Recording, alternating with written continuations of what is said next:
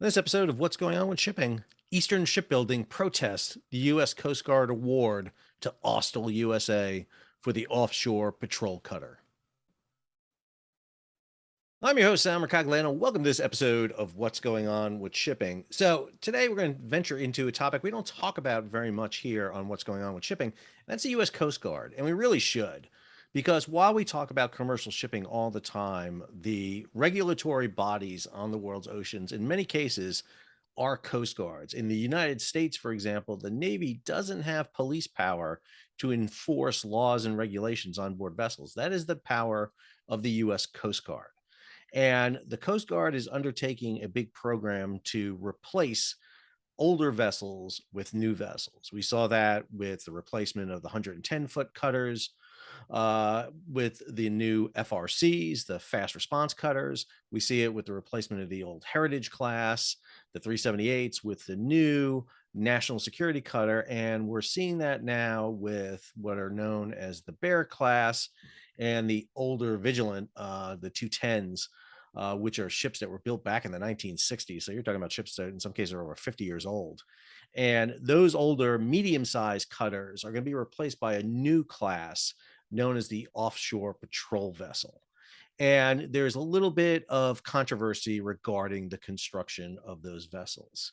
So if you're new to the channel, take a moment, subscribe to the channel, hit the bell so be alerted about new videos as they come out. All right, let's take a look at the offshore patrol cutter and what's going on with this protest.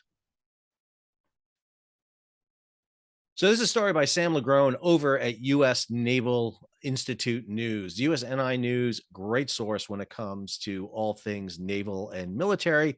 This story, Eastern Shipbuilding protests Coast Guard Offshore Patrol Cutter Award to Austal USA. You get in here in the details. The shipyard first tapped to build what the Coast Guard considers its most important shipbuilding program is contesting the service's decision to change yards with a formal protest to the Government Accountability Office, company officials told USNI News.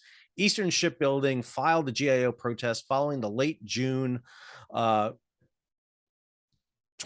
million award to Austal USA in Mobile, Alabama, to build the future Heritage class offshore patrol cutters. I'm sorry, $208.26 million award. Sorry about that.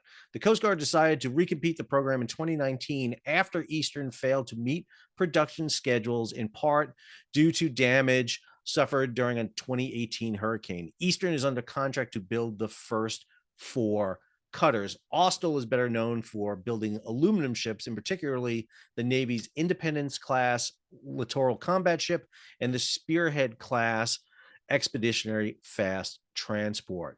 So let's take a step back here a minute and talk about this. So the Coast Guard is building a class of 25 of these offshore patrol cutters. And the intended plan was for Eastern to be the shipbuilding yard that builds that. Matter of fact, if you go to this list here of government contracts, you'll see right here that basically Eastern is still listed as the primary builder for at least the first 12, or actually the first group here of them. However, the hurricane that hit caused the problem. And what we see here now is the decision by the Coast Guard to split the award. But there's more to this story than just that. So this is the story back in 2016 when Eastern was awarded the initial 110 million contract to build the offshore patrol cutters. This is by Mike Scholler. After a thorough evaluation process that went on for 2 years, they selected Eastern. Again, this is back in 2016. They chose Eastern to do it with construction up to 9 of the first 12 cutters. Program finalized design, production of the OPC with up to 8 follow-on vessels. The contract is valued at 110.29 million. That's for the first ship, with a potential value of 2.38 billion if all 9 are built. Coast Guard plans to build a total of 25 OPCs for an inventory of 10 billion.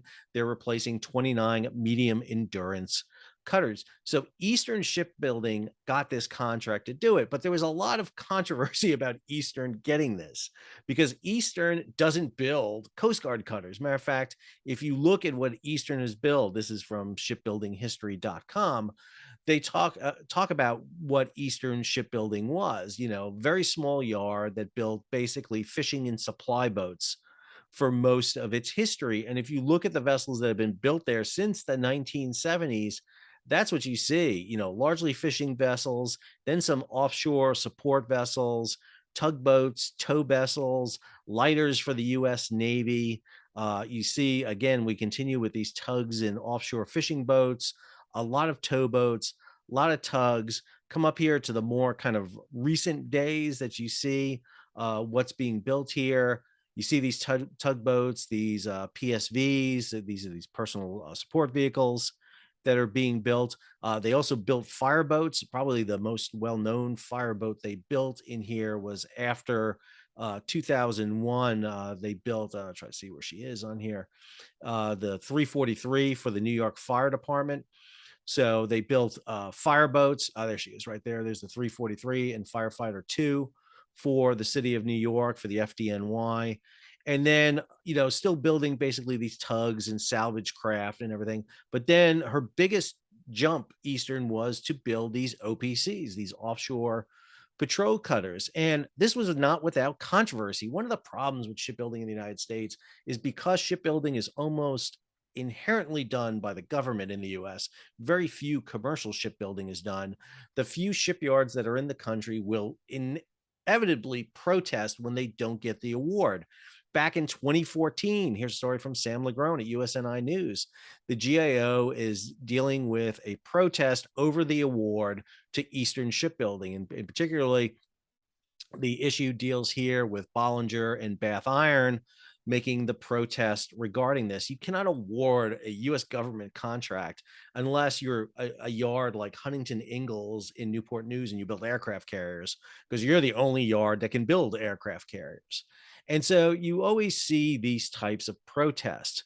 But the question really is, what changed from Eastern building 9 of the OPCs to now just building 4, and now with 11 of them going over to Austal.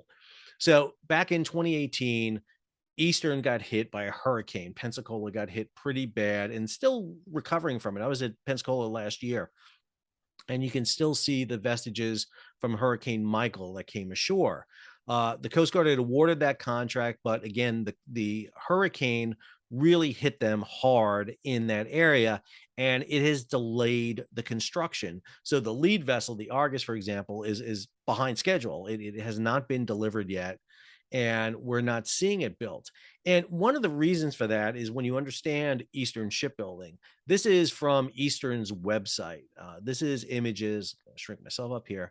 This is the Argus being built, the lead ship. Now, I just want you to note a couple of things here about this. This is fairly typical in US shipyards. Number one, the ship's being built outside. If you ever look at ships being built overseas, for example, cruise ships in Europe, they're under covers. They're under, big, huge buildings, which are frame buildings with like polyvinyl over them, but it keeps them out of the elements. This is them building at Eastern. And again, this is their website building, and you can see it right here coming together. But the thing I want you to notice is this is dirt. It's on concrete blocks. There's a concrete pad here she's on, but it's dirt. I mean, this is an area they put together. They're fabricating the pieces undercover in buildings on the facility, but then they bring them out here and assemble them together like a big Legos. And that's the way ships are built largely. You bring them together and you erect them. But again, on dirt. This is how she looks now, nice and rusty and being out in the elements and taking it all. And eventually she'll be coated and cleaned and look like this. However, I always say when you get that much rust starting on a vessel, it's going to be very hard to keep them clean. This is one, I think, the inherent problems is we don't build our vessels in shipyards that have, coverings over them so that they can be protected. But anyway, regardless, Eastern took the contract. And again, this contract was awarded. Coast Guard made the decision to award this to Eastern, even though they didn't have the track record to do it. Now, Coast Guard had been using Bollinger to build their fast response cutters, Ingalls for building the national security cutters, and they had other big yards like Bath Iron Works who bid in here, but they decided to go with Eastern. However, after the delay, Eastern still has the first 4 ships, but now Austal, which had been building aluminum hull Independence class and Spearhead class vessels, has started a steel manufacturing or steel production facility. And now they have received the contract, which can be up to $3.3 billion to build the next 11. Now, remember, Eastern has 4, Austal has 11, that's 15. There's still 10 vessels out here. And so the potential is for Eastern to get more of the contract. But yet here you have this fight. Austal was awarded the contract up to $3.3 billion. They're going to go ahead and start building it because they need to get these ships out. Because again, you can't be building these things one or two at a time. You have to get them out there to replace the 29 ships that are out there that are well past their service life. And because of delays associated with this, again, come back to this. What we're seeing here is huge long delays. They laid the keel here in 2016. It's 2022. This is, 6 years. It shouldn't be taking you 6 years to build a offshore patrol cutter. I mean, really should. It's taking way too long to get this. And so when you come back to this story, and you look at Eastern making this protest, uh, they sit there and say, our decision to protest does not come lightly. Our community is left reeling from the decision to abandon our workforce and move the Coast Guard's largest acquisition program from our successful production line to a high risk situation. Well, that's a unique matter of opinion. That's the Eastern spokesperson, Jessica Dido, goes on. While this proposal plays out, we remain committed to our U.S. Coast Guard partner and delivering shipbuilding excellence on the first 4 hulls. Again, there's no reason that Eastern cannot win the next 10 of the 25 ship contract, and there's no telling how big this contract will eventually be. Will it be 25 ships, or will they go a little bit further for it? Again, Eastern had this issue when they received the initial contract, when Huntington Ingalls and VT Halter protested against them. And now we're seeing the same thing come around again. Suffice it to say, I think the Coast Guard doesn't care at this point. They just want a ship. And what we're seeing here is Eastern scrambling to get their vessel delivered as soon as they can. They're close with Argus getting ready to hit the water fairly soon. 3 more hulls coming right behind them. But Austal, which had basically proven they could deliver aluminum hull vessels very quickly. When it came to the Spearhead class, they were delivering a ship every year. I mean, they were pretty consistent. They got shipbuilding down to a pretty quick science. The Independence class littoral combat ship, while there's a lot of issues associated with them, it's not with, they don't have the engineering problems that the Freedom class has. That's the one that's built up at Fincantieri up in Wisconsin. The Independence class has an issue with cracking of the hull, but that has to do with the hulls being aluminum and trimaran design at high speeds. Aluminum ships are not designed very well for pounding in the high seas in high speed. So, quick little update on the Coast Guard and their shipbuilding program.